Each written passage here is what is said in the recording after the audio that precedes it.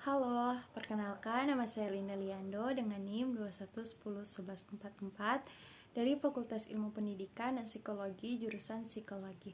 Baik, pada saat ini saya akan memaparkan materi tentang turbin air.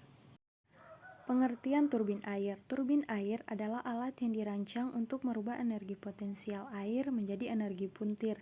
Energi puntir inilah yang kemudian diubah menjadi energi listrik oleh generator. Turbin air adalah mesin penggerak di mana energi fluida kerja dipergunakan langsung untuk memutar roda turbin. Turbin air dikembangkan pada abad 19 dan digunakan secara luas untuk tenaga industri untuk jaringan listrik. Sekarang lebih umum dipakai untuk generator listrik. Turbin kini dimanfaatkan secara luas dan merupakan sumber energi yang dapat diperbaharukan. Baik, kita masuk pada pokok pembahasan pertama, yaitu sejarah. Kincir air sudah sejak lama digunakan untuk tenaga industri. Pada mulanya yang dipertimbangkan adalah ukuran kincirnya yang membatasi debit dan heat yang dapat dimanfaatkan. Perkembangan kincir air menjadi turbin modern membutuhkan jangka waktu yang cukup lama. Perkembangan yang dilakukan dalam waktu revolusi industri menggunakan metode dan prinsip ilmiah. Mereka juga mengembangkan teknologi material dan metode produksi baru pada saat itu.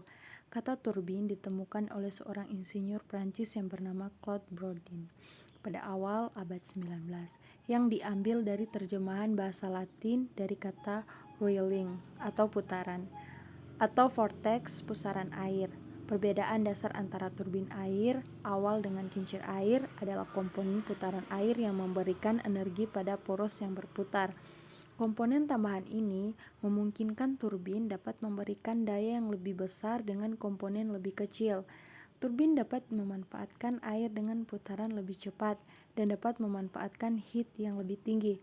Untuk selanjutnya dikembangkan turbin impuls yang tidak membutuhkan putaran air. Nah, berikut teman-teman bisa lihat di sini ada sebuah sudut turbin Prancis yang menghasilkan daya hampir 1 juta HP sedangkan dipasang pada bendungan Grand Colli. Yang kedua, sebuah sudut tipe baling-baling yang menghasilkan daya 28.000 HP. Jan Andrej Segner mengembangkan turbin air reaksi pada pertengahan tahun 1700. Turbin ini mempunyai sumbu horizontal dan merupakan awal mula dari turbin air modern. Turbin ini merupakan mesin yang simpel yang masih diproduksi saat ini untuk pembangkit tenaga listrik skala kecil. Segner bekerja dengan Ehlers dalam membuat teori matematis awal untuk desain turbin. Pada tahun 1820, Jan Victor Poncelet mengembangkan turbin aliran ke dalam. Pada tahun 1826, Benoit Fournion mengembangkan turbin aliran keluar. Turbin ini sangat efisien, 80%, yang mengalirkan air melalui saluran dengan sudut lengkung satu dimensi. Saluran keluar juga mempunyai jangkauan pengaruh. Pada tahun 1844, Uriah A. Boyden mengembangkan turbin aliran keluar yang meningkatkan performa dari turbin Fournion. Bentuk sudutnya mirip dengan turbin Prancis. Pada tahun 1849, James Francis meningkatkan efisiensi turbin reaksi aliran ke dalam hingga lebih dari 90%. Dia memberikan tes yang memuaskan dan mengembangkan metode engineering untuk desain turbin air. Turbin Prancis dinamakan sesuai dengan namanya, yang merupakan turbin air modern pertama. Turbin ini masih digunakan secara luas di dunia saat ini. Turbin air aliran ke dalam mempunyai susunan mekanis yang lebih baik dan semua turbin reaksi modern menggunakan desain ini.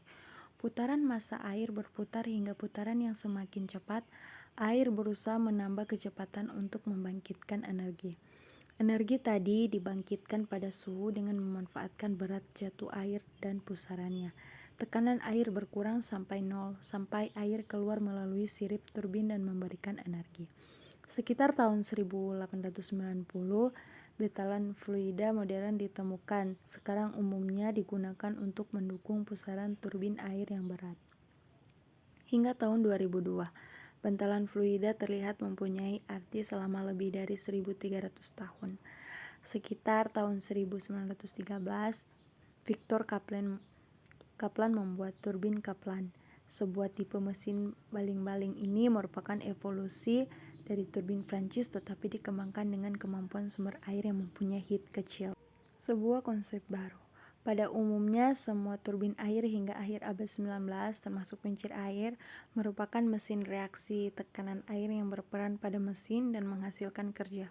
Sebuah turbin reaksi membutuhkan air yang penuh dalam proses transfer energi. Pada tahun 1866, tukang pembuat gilingan di California, Samuel Knight, menemukan sebuah mesin yang mengerjakan tuntas sebuah konsep yang berbeda jauh.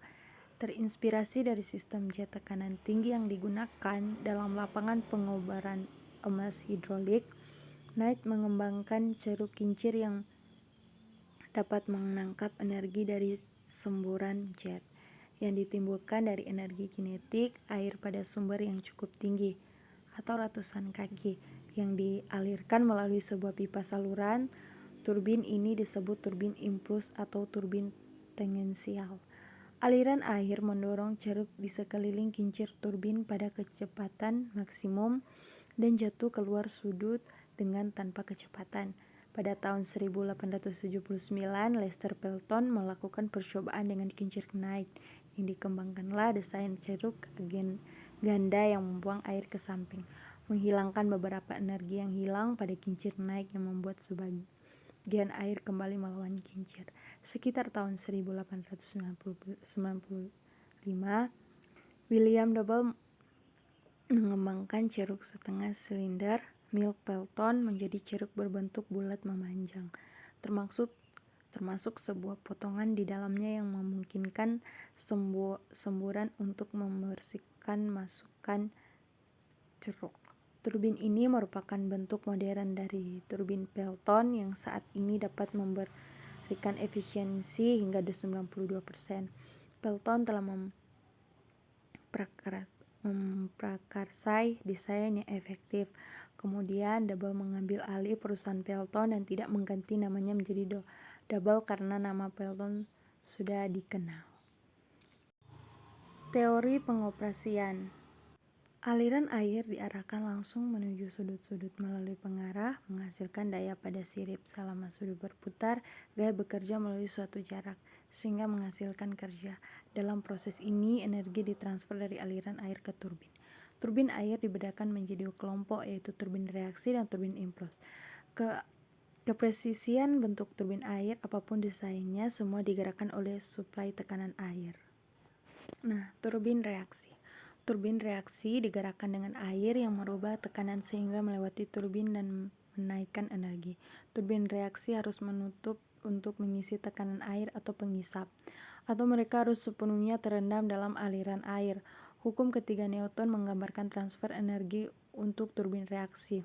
Turbin air yang paling banyak digunakan adalah turbin reaksi. Turbin reaksi digunakan untuk aplikasi turbin dengan heat rendah dan medium. Turbin impuls. Turbin impuls merubah aliran semburan air. Semburan turbin membentuk sudut yang membuat aliran turbin. Hasil perubahan momentum atau impuls disebabkan tekanan pada sudut turbin. Sejak turbin berputar, gaya berputar melalui kerja dan mengalihkan aliran air dengan mengurangi energi. Sebelum mengenai sudut turbin, tekanan air atau energi potensial dikonversi menjadi energi kinetik oleh sebuah nosel dan difokuskan pada turbin. Tidak ada tekanan yang dirubah pada sudut turbin dan turbin tidak memerlukan rumahan untuk operasinya. Hukum kedua Newton menggambarkan transfer energi untuk turbin impuls. Turbin impuls paling sering digunakan pada aplikasi turbin tekanan sangat tinggi. Daya.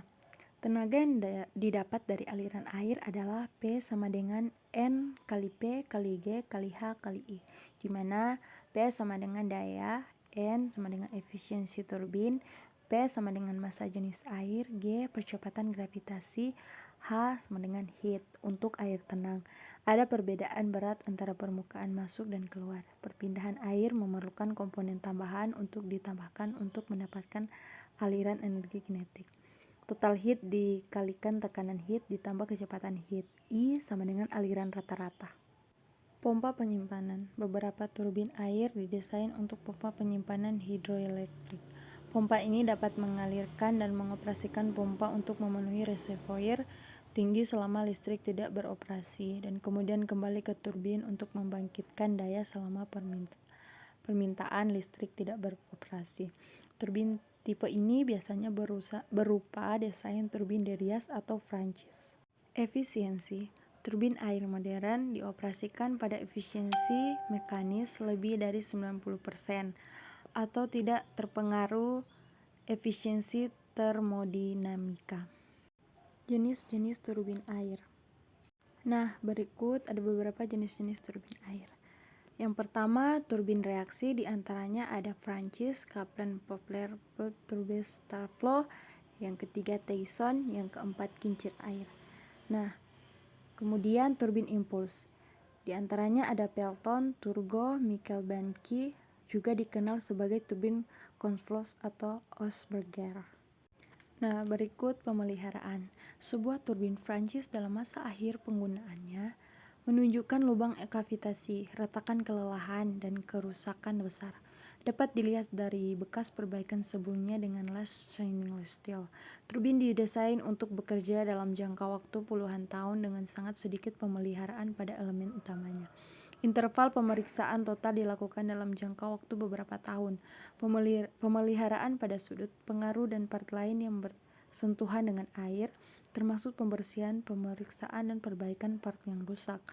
Keasuhan umumnya adalah lubang akibat kavitasi, retakan kelelahan, dan pengikisan dari benda padat yang tercampur dalam air. Elemen baja diperbaiki dengan pengelasan, umumnya dengan las stainless steel. Area yang berbahaya dipotong atau digerindra, kemudian dilas sesuai dengan bentuk aslinya atau dengan profil yang diperkuat.